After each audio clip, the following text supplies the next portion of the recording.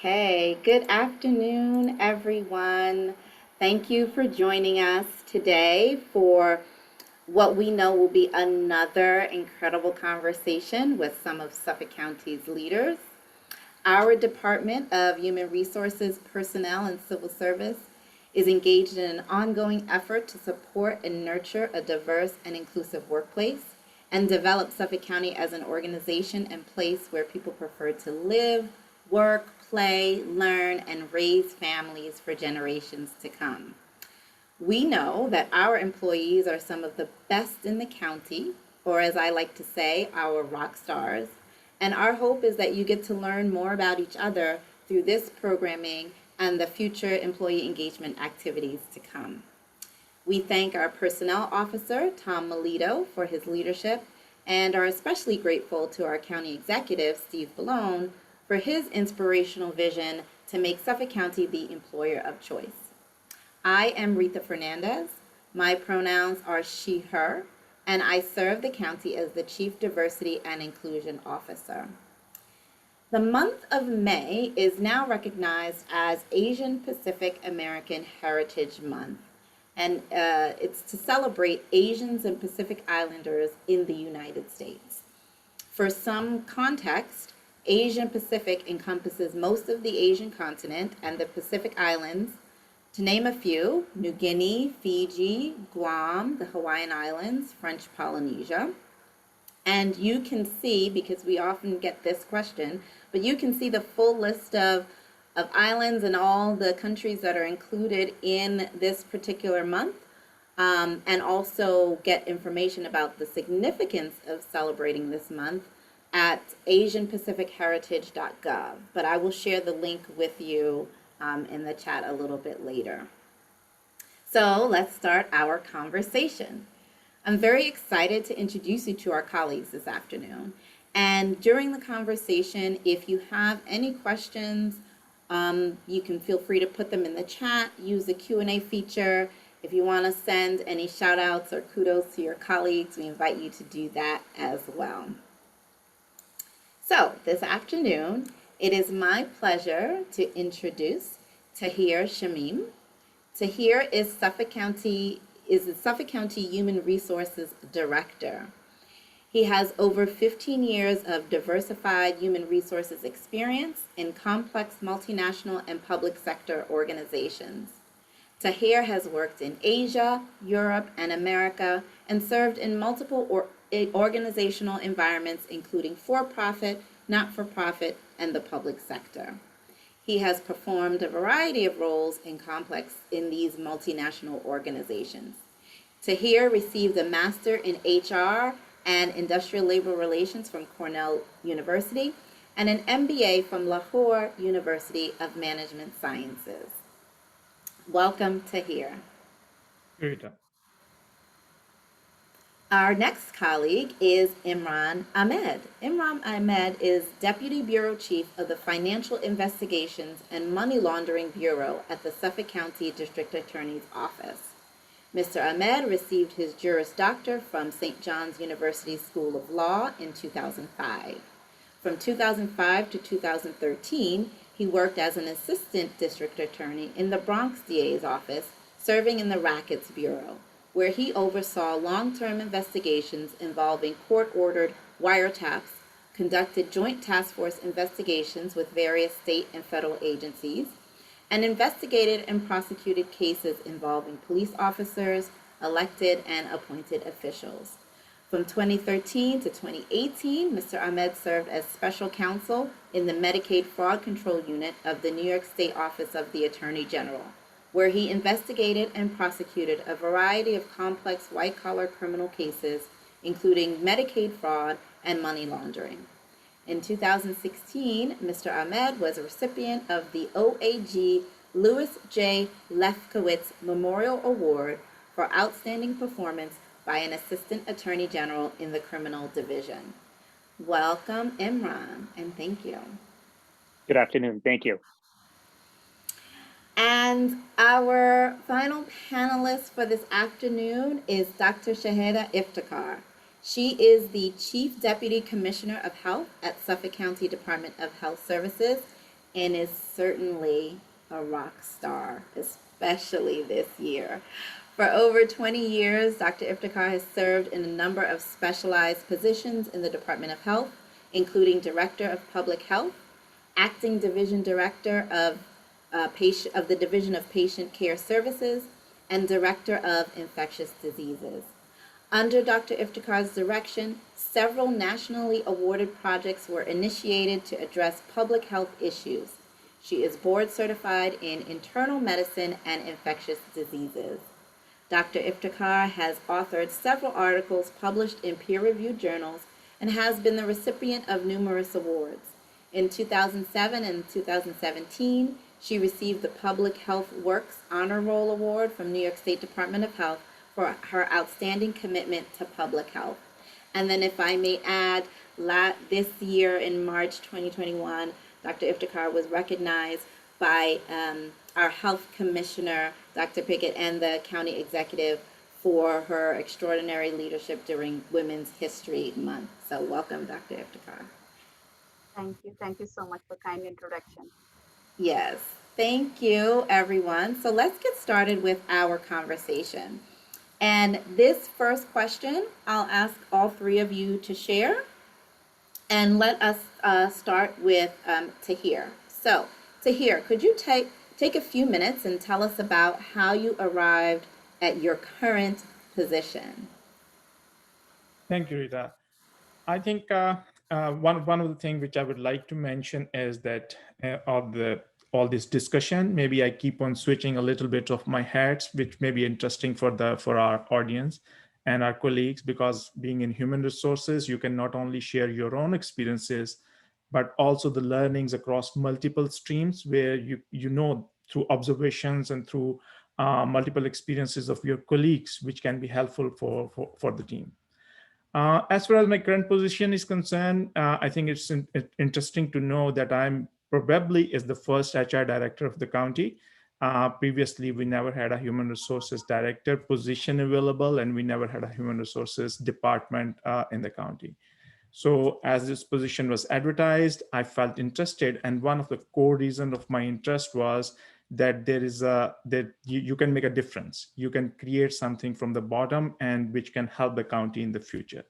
So normally, the path to the county's assignments are through the tests and the civil services, but this assignment was different.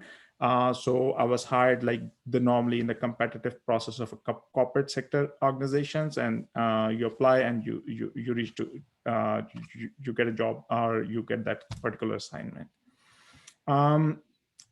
Besides that, I think one important element is that reaching to this level or this kind of assignment and able to deliver that is a lot of exposure and experience, which you get not only through certain level of experimentation, but many trips and falls also, because every such thing gives you a new horizon to think about and new experience which you don't want to repeat and you want to be careful about. And I think the combination of education, working at multiple places, interacting with the different sets of beliefs and the professional ethics and the professional contribution actually makes you ready to handle this kind of assignment. Thank you, Tahir. Imran, would you like to answer that question? Yes. Well, first of all, thank you, Rita, and the County Executive's Office for putting together this panel celebrating Asian American Pacific Islander Heritage Month here in Suffolk County. I'm very honored to be part of it and excited to be here along with our distinguished panelists. Sort of how I ended up in my current position is atypical. Traditionally, someone in my position as a deputy bureau chief came to the office soon after graduating law school and worked their way up and became a deputy bureau chief.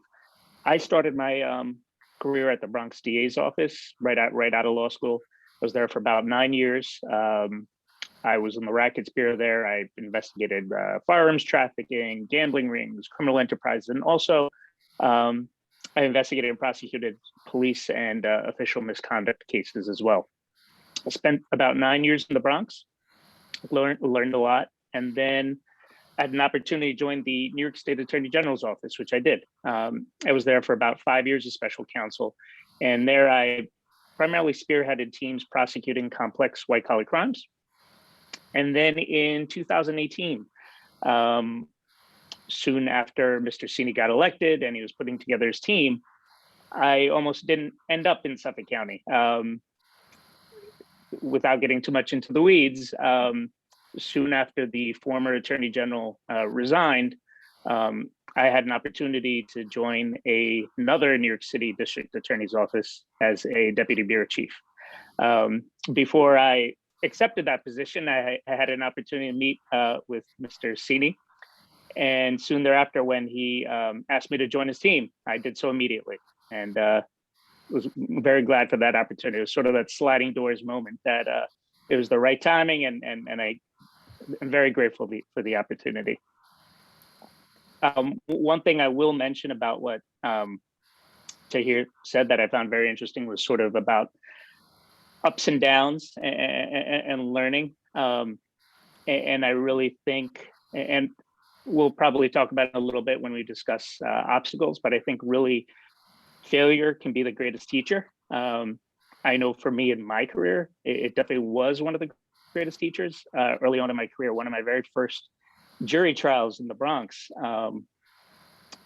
the individual was acquitted, so I can't really get into the details, but it was sort of a loan sharking trial, and an individual was accused of, charging interest and giving out loans at ridiculous interest rates, and then someone didn't pay him, and he beat the individual up with a pipe, so that they went to trial on that case, and the individual was lost. So at the end of it, I spoke to the jury just to get their thoughts, to see what I could have done better, to learn.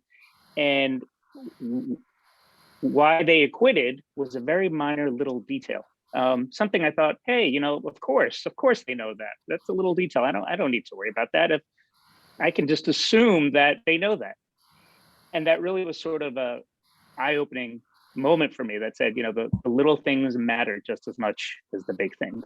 And I used that experience in subsequent trials and subsequently in my career to say, you know what? I see the big picture here. I'm at 30,000 feet, but what's this little detail here? Have I addressed it properly, and don't take it for granted? So I really think that's a great learning experience. Thank you, Imran. Yeah, I'm definitely taking that one to heart about don't forget the details. Thank you. Sure. Dr. Iftikhar, would you mind sharing how you are reached to your current position? Sure. Thank you for the question. So how I got here has a lot to do with my father's vision to start with. He always told me and my siblings that you can be whoever you want to be.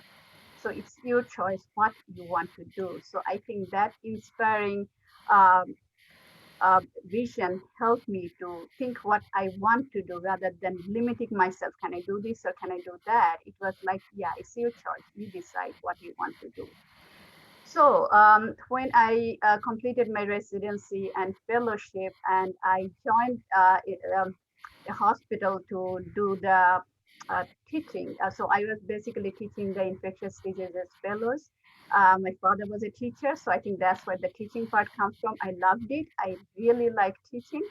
But what I realized is that with my habit of trying to do everything right and get to the bottom of everything, everything together, I spending a lot of time in the hospital. And I was getting home late, and I had two little boys that I wanted to spend time. I did not have that much time. So that made me think that I need to think what else can I do which will fulfill my aspiration of doing good for community, helping others, which we love, but at the same time have some time for the boys.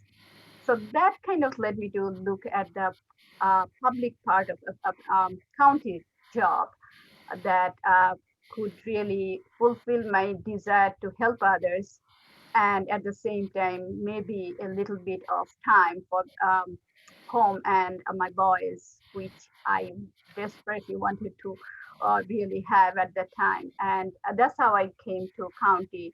And my journey in the county is really colorful, interesting, and hopefully inspiring. I'm working for the Suffolk County Department of Health for the last 22 years, and it has been really, really rewarding to me. Very happy to be here.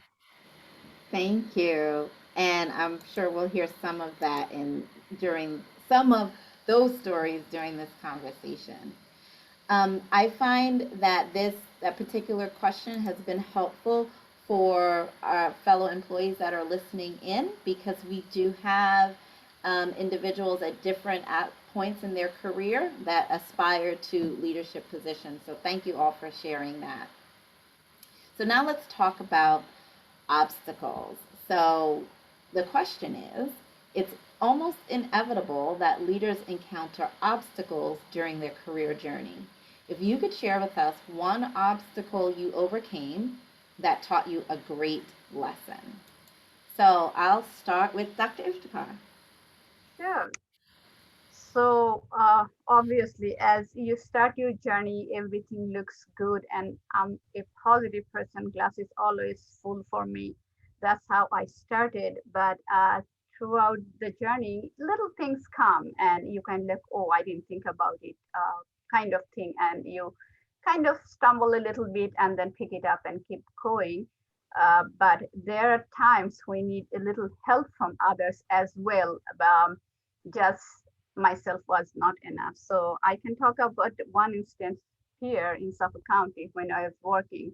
My deputy director was a male, and we were supposed to work together, but for some reason he just didn't feel that me as a woman can be his supervisor. He didn't believe in that I can be his supervisor.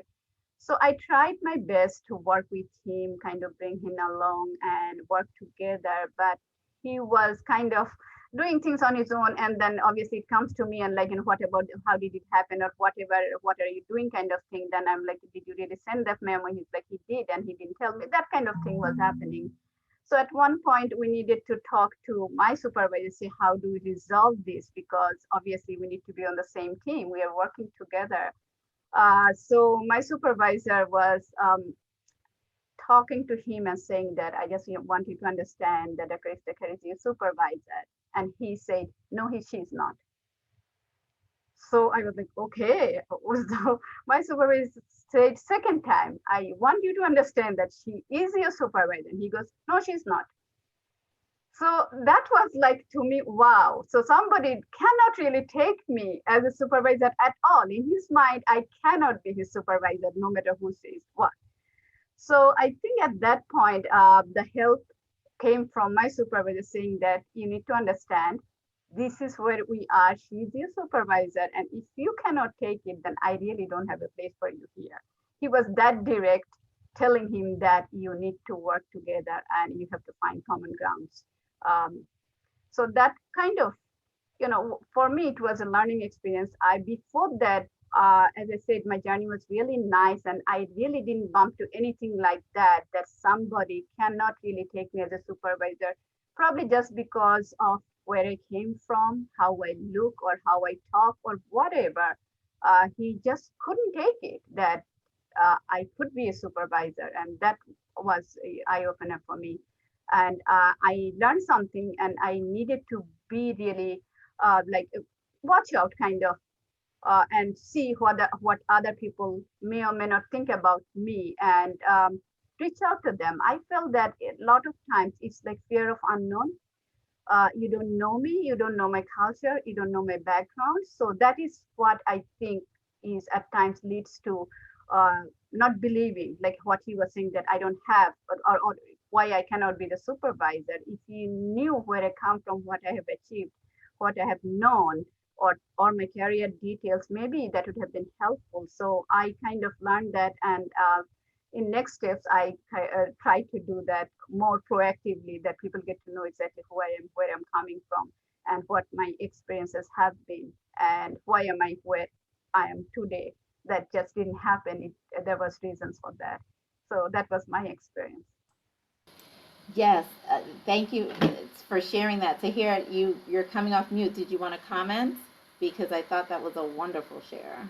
Yeah, absolutely, absolutely. And if you allow me, I would like to build on that, because I think one of the obstacles which I can relate to that is, and allow me to divide in two portions.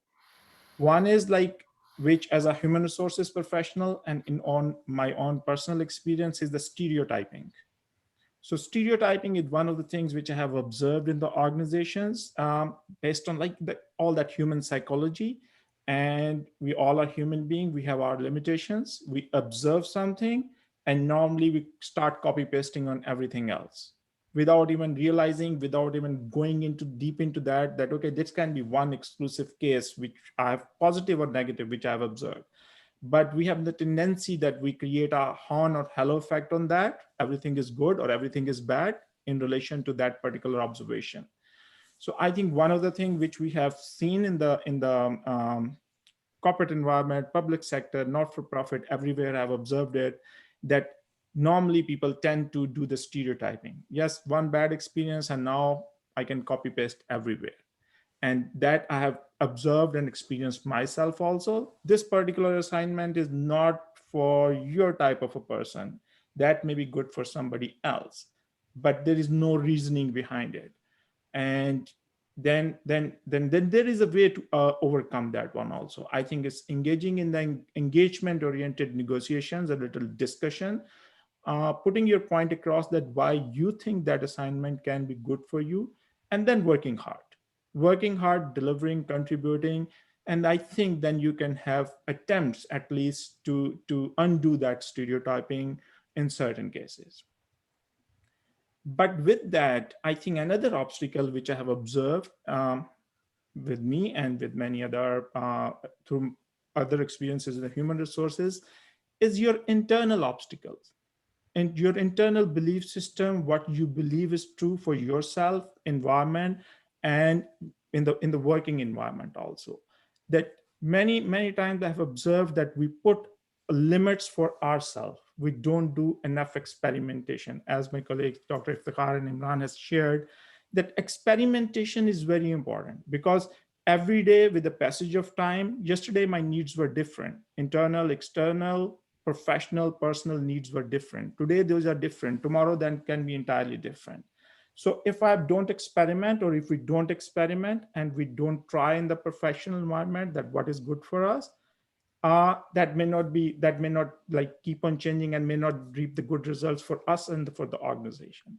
So I think lifting the internal barriers, believing in yourself that yes, whatever the assignment is there or whatever you want to do, you are actually have the ability to do it. You can work hard and you can come up to the mark and deliver and contribute what the organizational and the surrounding expectations are. I think that is even more important than the external one. And if you have the capacity to do that, I think sky's the limit.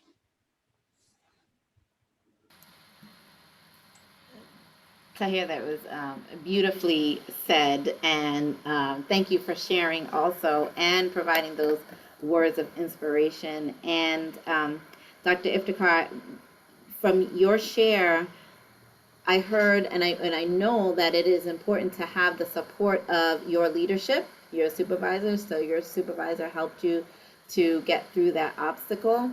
And that is exactly the type of leadership that we want to encourage here at Suffolk County as well. So thank you for sharing that. Imran, you want to share an obstacle? How you overcame it? Sure. So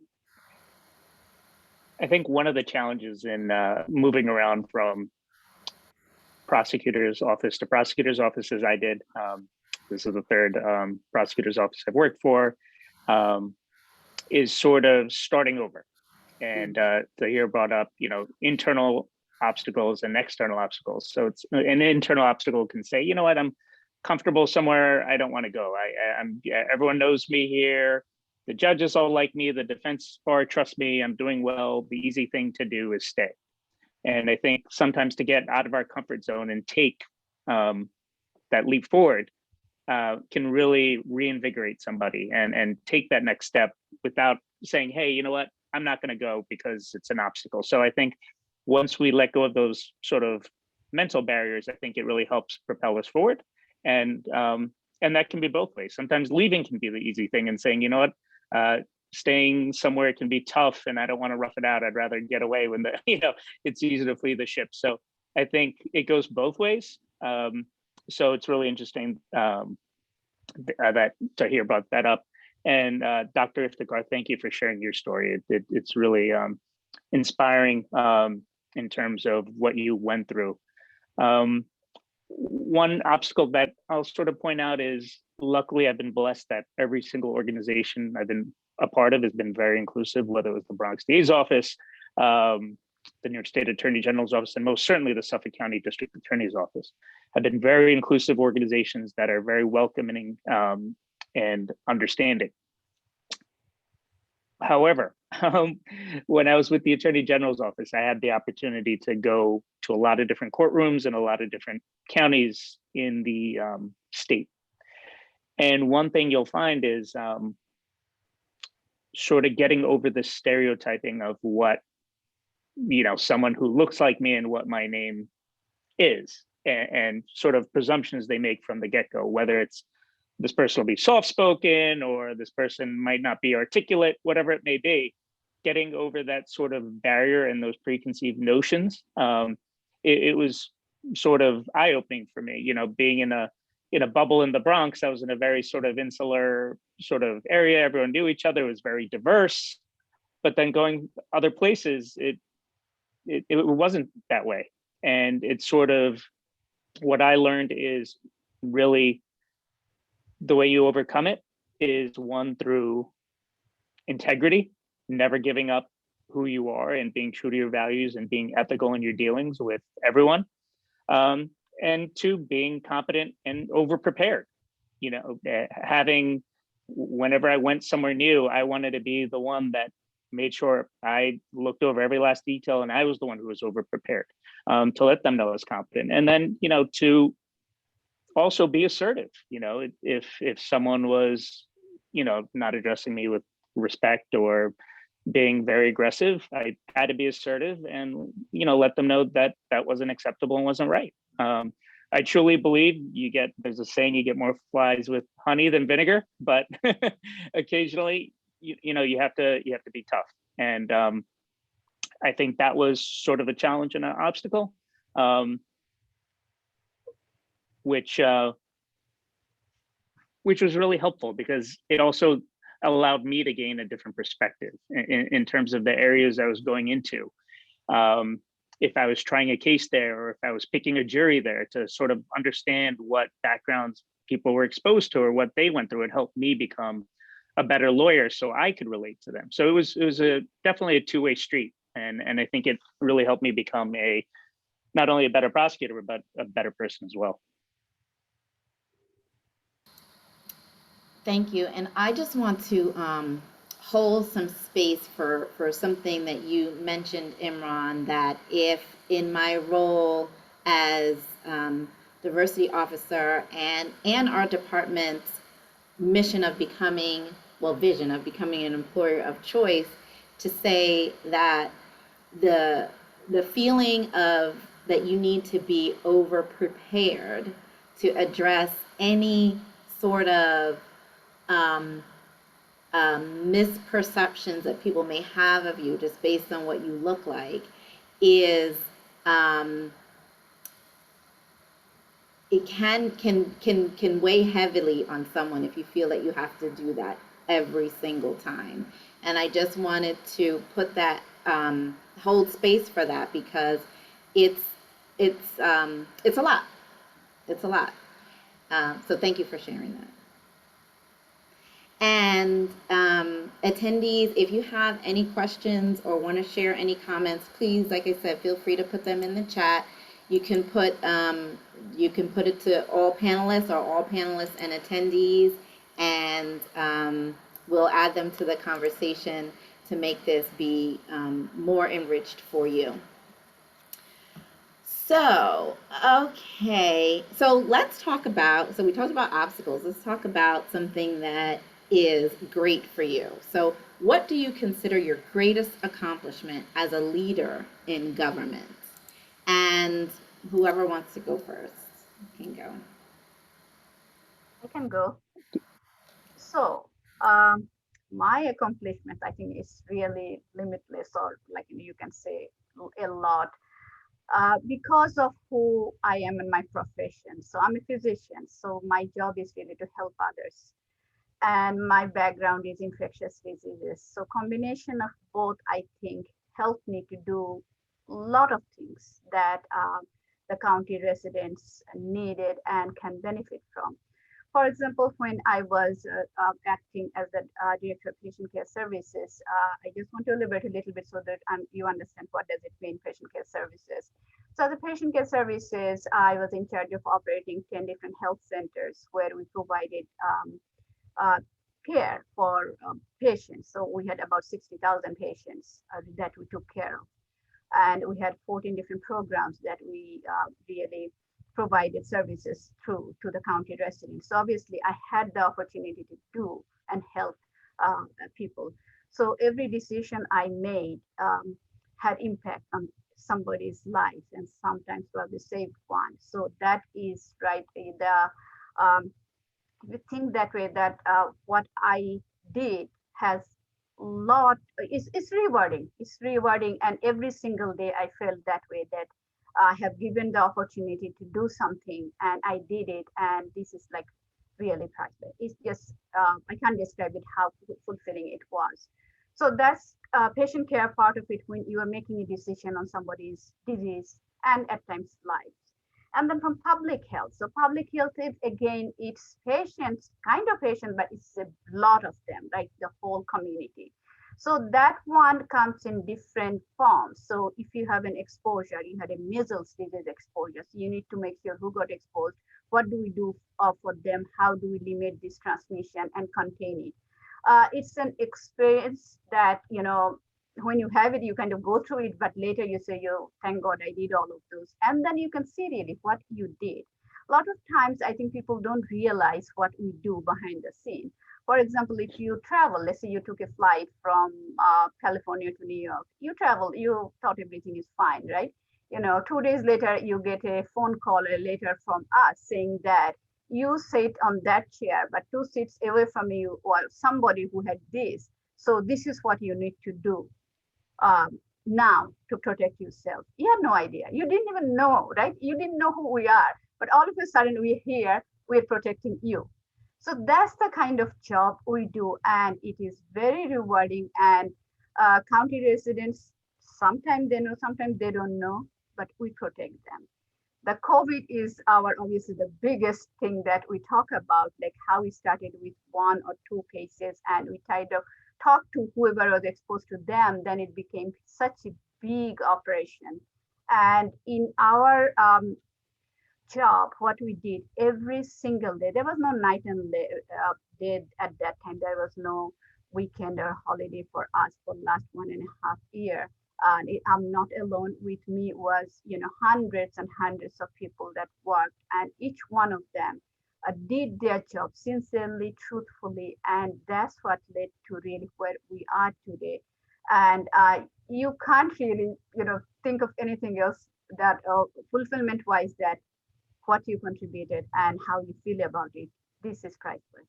So I feel really grateful that I was given the opportunity and I could do something that it really helped lot of people. Our country is safer because of what everybody did. So thank you for that opportunity. I'm really grateful for that. And thank you. And you probably don't know this or may not even remember because you were working 24/7, but I remember how you personally impacted me when I was volunteering at our vaccine site at Suffolk Community College, and you asked me and encouraged me to take my first dose of the vaccine. And I was a little hesitant, but you were very encouraging. And on behalf of myself and my husband and my family, we thank you. I don't know how everyone else feels about the vaccine, but that was a personal touch that you made for me. So thank you for that. Thank you for sharing. I had no idea. I'm so I know sorry. you didn't because you were I had here, no there, and idea what I everywhere. did. Thank you for sharing that. You said, no, no, no, go get on the line right now. Thank you so much for sharing. That's fantastic. Who wants to go next? Greatest accomplishment. Yes, I'll volunteer. So, that question can take many sort of different layers when you say greatest. Especially as a leader in a prosecutor's office, it's not, there's multiple sides. So one side of it can be to achieve justice fairly and ethically for victims and for the community. That's paramount. That's something we all strive for. The other side of it also as a leader is to see the personal development side of those that you supervise, to see them grow, to see them accomplish great things and have their own successes, for them to continue to progress and take on promotional opportunities and advancement opportunities. And I find that side of it equally as engaging. When someone who I used to work with has an opportunity to move up in the office or some other opportunity, it's a great feeling to know that we played a small part in helping them on their journey. On the flip side of it, it's each and every single day. What we do is so critical, because we all want Suffolk County to be the best place to work, live, and raise a family. And the only way to do that, or one of the ways to do that, is that people feel safe, number one, but two, that people feel that the justice system is fair and equitable, and people are being represented fairly. So I think as a leader, it's sort of that twofold. It's not, for me, it doesn't come down to any individual case or investigation. It's about every single day, whether it's a Ponzi scheme where we got 20 people, thousands of dollars back for people's life savings, whether it's the victim of domestic violence who's trapped and finally gets out of that cycle. Each and every single case matters, no matter how big or small, and working together with the team to see that our objectives are filled and fulfilling our mission is really the most rewarding part. And I would say that is the greatest accomplishment, that we strive to do this every single day for the community in which we live and serve.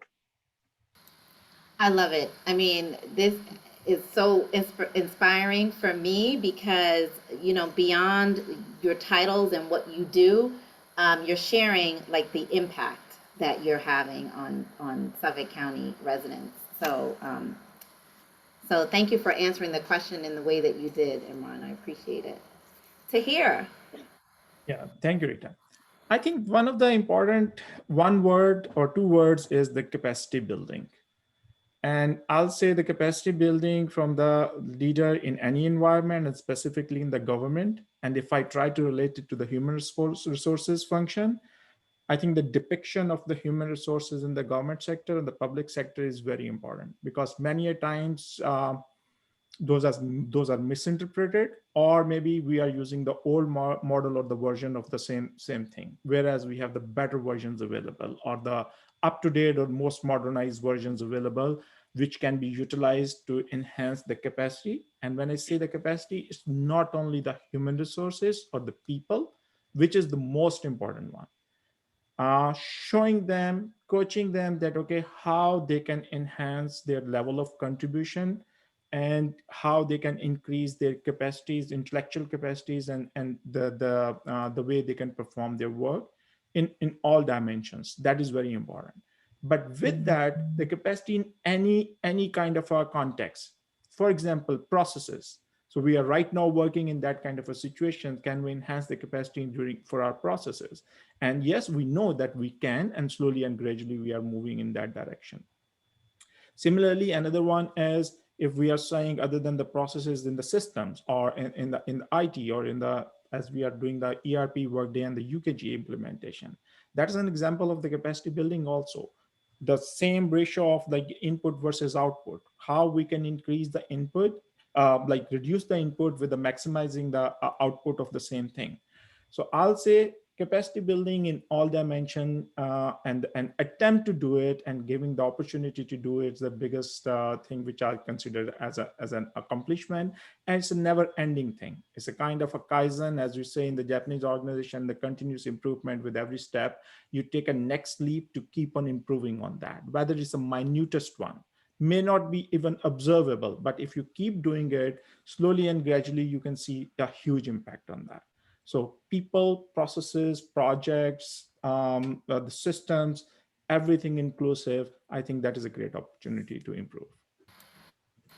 And I think that's a great segue into a question that I had related to pathways to leadership and how you create those for people, you know, coming up behind you and or with you, right, in terms of capacity building. So do you want to speak to that question to hear? Yeah, why not? Why not? And Rita, I think I'll say that almost 10-15 minutes back, we were touching that discussion, the internal and the external capacities. I will also link with that. Everybody may not be that much blessed that they can at a specific point in time have that composure in their internal capacities. They may not be that strong given maybe million different reasons and the opportunities. I think here come the role of a leader, that they can recognize it and they can help in making that composure. Number one. Number two, as we have just discussed, the external environment, and here you as a leader come as a shield, that don't let them exposed to unnecessary noise and the problems, and create opportunities for them so that they can improve their capacities, so that they can improve their contribution with a very kind of a nice focus what they are supposed to do, as opposed to keep fighting the small little battles which they are not supposed to fight. So I think as a leader, this is very, very important for you, that when you are doing a succession planning or preparing your team or helping them out, is create a very, very kind of a nice battleground for them where they can fight and they can deliver what they are expected to do, as opposed to just wasting their energies on that one.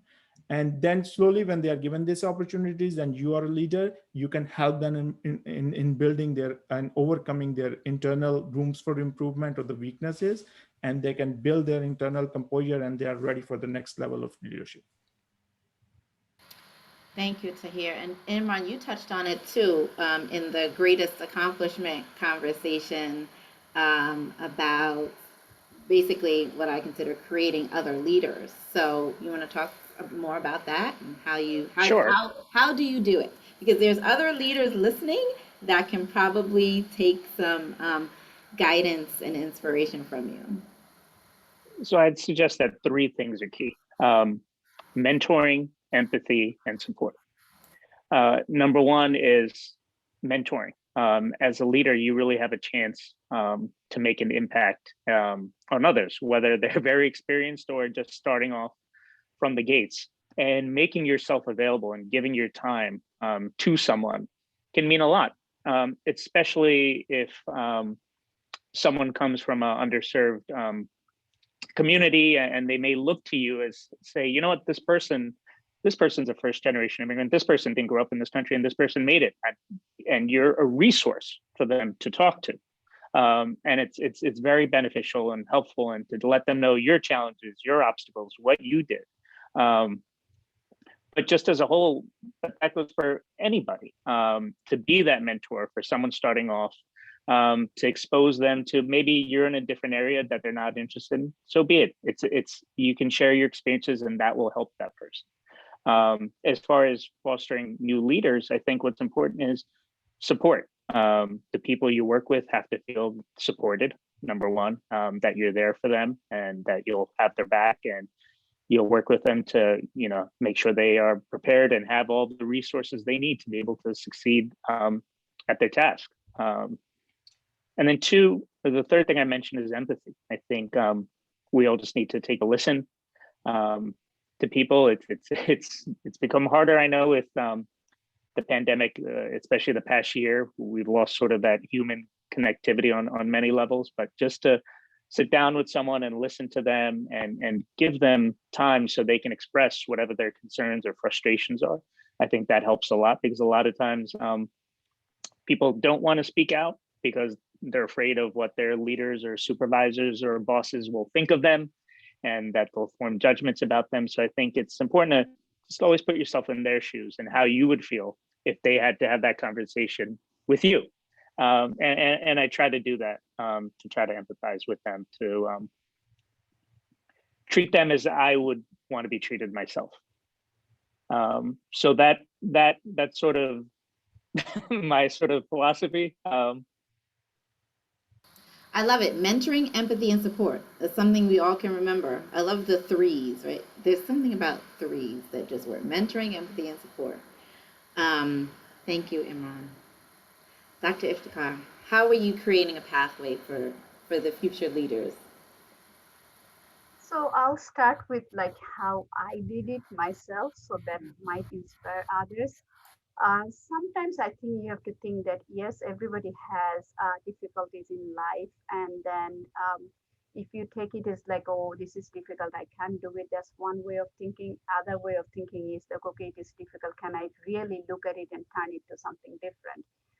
So my life story is a little different. That I had my mother who was sick when I was very young, and she passed away when I was a teenager.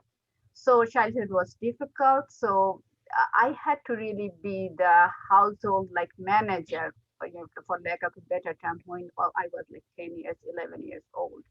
So yes, you can look at it like, oh my God, you didn't have a childhood, like you had to do that. On the other hand, I think what it gave me is the management. I was managing when I was 10 years old. So I looked at it like, hey, I did that, right? I did those things when I was that young, and I know how to do it. So that's how my life was. I always, think positive, and I try to see that whatever happened in my life, can I turn into something positive and take something, it's not a lesson which will help me to really move my life in a positive direction. I think that itself helped me a lot to go through the difficulties. I don't really see my difficulties as difficulties. I try to turn it to a positive and go from there. And I have been fortunate enough to have friends along the way in my work experience that who understood me, and I got inspired by them. They got inspired by me and told me stories like the one you said. I had no idea what I did. As I said, you know what, you did this, you did that. So it's just inspiring. As I say that, I take those lessons and I move forward, and I work hard and I do what I have to do. I don't really do things for a promotion or anything. I do because it's my work. I want to do it the way I would like it to be done. It's not for someone else. It's for me. I'm doing it. I think when you think that way, it gets done properly, because I don't want a sloppy job for myself, right? That's what I'm doing. It's not for somebody, the boss, to say, oh, you did a good job. No, it's for me. So that's how I think I, got a lot of good work done, because I'm doing for myself, no, for no one else. So regarding the succession plan, I always think that I need to really inspire other people. That's my first thing, inspire people. Let the people see me and see whether they can learn something from me. Be some example, good example for them. And not by saying things, but doing things. Let them see what I do, how I do it, kind of thing. I always take them under my wing. Anybody starting new, they know that I'm here. I always say you don't have to be on call. You're new here. Don't worry about the calls. I'm taking the first 6 months, whatever it takes time you need to feel comfortable that you want to take a call. Before that, you don't have to do anything. I'm here. And every little thing that I'm doing, I try to really get them into this, like, what did I do, how did I do it, why did I do this, why did I not do this, who is who, what to do, what not to do, how do you get into trouble, how to avoid trouble, as much as possible during my day, every single day. That is how I think that I should do, and it makes me feel good if I can really inspire someone to be somebody they want to, and if I can contribute a little bit there, I think that's the success I have, not by who I am, but by inspiring someone else. And that's how I see it. One of my colleagues who worked with me, she's at CDC right now, doing really great. Another one went to NIH, and they tell me that whatever I did, it worked, and they did wonderful. That's really what I get out of this, and I love to continue to do that. Yeah, I love it. This has Mhm. been such a great conversation for me, yeah. and just the idea of you are succession planning like every day, formally and informally, through your daily interactions with others, whether it be the people on your team or the people on other teams that you work with. You are teaching and they are learning every day, and that's a note to self for me. So thank you for that. And I also do believe that philosophy of mine is that the role of a leader, the number one role of a leader, is to create other leaders. Um, and so if you think about what that means, there's a lot to what that means. But I just say my job is to create other leaders. Um, we just got a Retha, thank you in the chat. Yes, Imran, go ahead. sorry, one thing that I forgot to mention about leadership is you don't have to have a title to be a leader. And that's something that I think it's important that people feel empowered and can be leaders without having whatever the title is, deputy bureau chief or chief human resources officer, whatever the title is, that they can still be leaders without. And I think it's important as leaders, we give others opportunities and give them tasks and small opportunities to lead as building blocks. And development, I think, is critical into developing leaders, because someone just doesn't become a leader overnight because they have a title, right? If you bestow a title on someone, it doesn't make them a leader. A leader is how they carry themselves and how they conduct themselves and how they inspire others and get everyone to be the best they can be. And to do that, I think we really have to start with everyone and giving them those small leadership opportunities and to grow and build on it. Yeah, great. Yeah, absolutely. I think that's what all of us are trying to do, and absolutely true that you have to start little and let them do and inspire them to do more and more, and really appreciate what they're doing.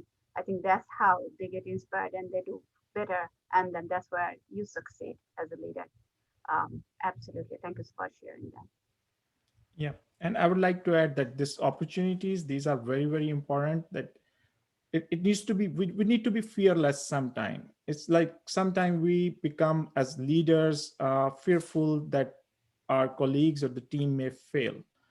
I think failure is another opportunity if we are ready to learn from that. So when we are training some of our colleagues to become the leaders, we all have learned through certain failures too.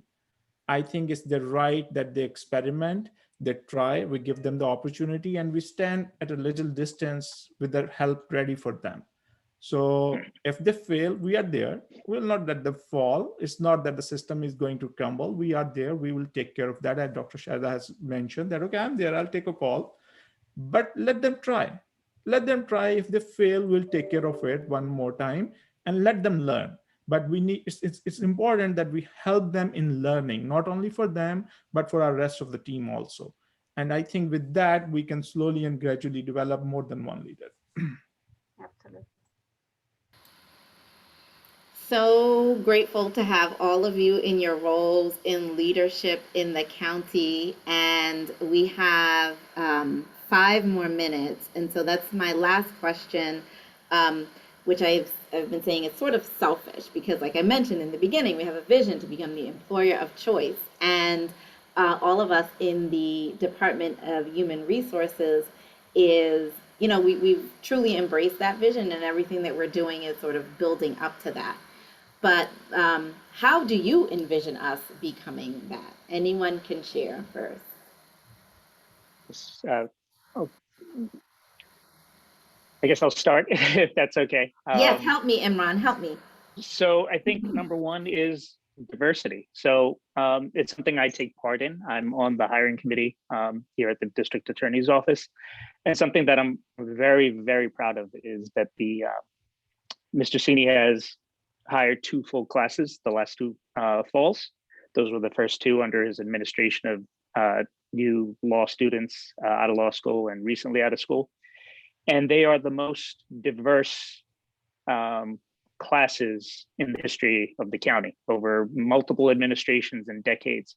And diversity of all forms, not just race, not just gender, background, orientation. It's so important and so critical that we continue these diversity efforts. because that is the county we are living in, right? We want to be, as employer, a microcosm of the county that we live in and serve. And people to join, they're going to want to feel that, you know, there's a place for them as well, that they'll be represented. And I think our commitment to diversity as a county is critical, among every agency and every position and every level. I think it only adds greatness, and as a whole makes Suffolk County the best place to live, work, and raise a family. Yay, personal thank you for that. Thank you so much. Someone said amen. Yes, thank you for that. Dr. Iftikhar, I'll let you go and then we'll close out with Tahir. Okay. So I agree. The diversity is very important. You really have to be part of the community. So you have to represent the community. If you're going to be leaders and going to really do things with community representation, is really important. I also would say that we need to attract the young generation. Country workforce is aging.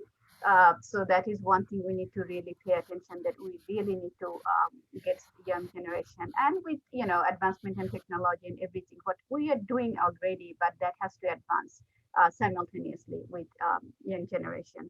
And one thing I would add is, like, at times we struggle with hiring people who we think would like to have because of the salary. So we need to really look at that there shouldn't be a gap in salary between the private and public sector that hurts us getting the right people that we would like to have. So that part, salary and the uh, compensation, it is important. Benefit, salary, those things are important for the younger people. County is expensive. For them to live here, they need to have right amount of money. So that's also important. And in general, I think its succession plan is important, that, if you want people to come, they have to be inspired. They have to see really where can they go if they come here. Nobody wants to come to a dead end. So it has to really show them a path that they can go up. And if they like that path, they will choose it. So we need to really have that also opened up in front of them so that they can see that they can be something that they would like to be. Thank you. Thank you. And then Tahir, the last minute is for you to close us out. And you're giving me 1 minute only for that. Okay, maybe a couple more. So, like we have this. This is complete. As we have been discussing, and this is a continuous improvement process. When we are saying employer of choice, we are saying branding. That what is our brand as a county, as an employer. And I think it includes everything, whether it's diversity, but it has to be coupled with the inclusion. Whether, like, are we making our culture ready to bringing all these people? Work-life balance, our compensation, our full package, that all included in that. Very important element in this branding exercise and the employer of choice exercise is, like, if I compare it 10 years ago in the history, the cultures used to be closed in the organization. Nobody else knows what's going on in the organization. Potential candidates are not very well aware of, and they just walk into the organization and try to adjust according to the culture of the organization. I think gone are the days. In today's environment, in the social media environment, in all those kinds of recruitment sites, your culture is very much out there. Every candidate knows that they can Google, they can go onto the some sites and see what people have given the remarks about you. So, and you cannot fabricate it. You cannot fabricate your impression out there in the outside world. You need to create a culture inside so that it's rightly shown on the outside. Anybody going out, what kind of a remarks, what kind of a ratings they are giving you, and for all true reasons. Do they think that this organization is comparable to any other organization? Do they really believe that, okay, diversity and inclusion is a thing in there and people are being respected for that? Our compensation, our benefits packages are comparable to other, or is just a claim? It's all out there. And as we are going ahead in the time, that will be more transparent. Everybody knows it. They can contrast and compare. So I think handling all these small issues are very, very important, extremely important. That, okay, yes, where we are, what is our defined culture, what we offer to the employees, are they welcome, are they walking into to make a real difference or not? And as we are in the different generation, and whether that generation, what is their requirement, what they expect to like kind of a contribute. Are we addressing all these things? So I think together we have to work on all these elements so that we can finally make our organization as an employer of choice. And I'm positive with all the efforts which is going on at the moment, we'll be able to do that. Thank you, Tahir. Yes, we definitely have our marching orders, right? In our department. I'm positive. Yes. So I just want to read this one comment in the chat. I truly enjoy hearing the human side of being a leader. You have all provided invaluable insight into the importance of perseverance and breaking down barriers. You can't always control how others see you, but you are in control of how you show up every day.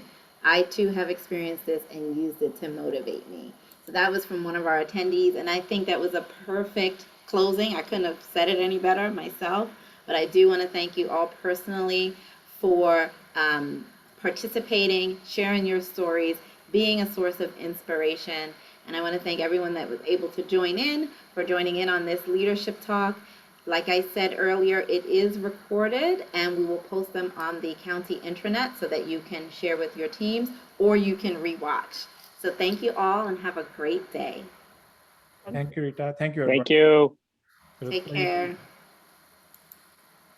Thank you for having me.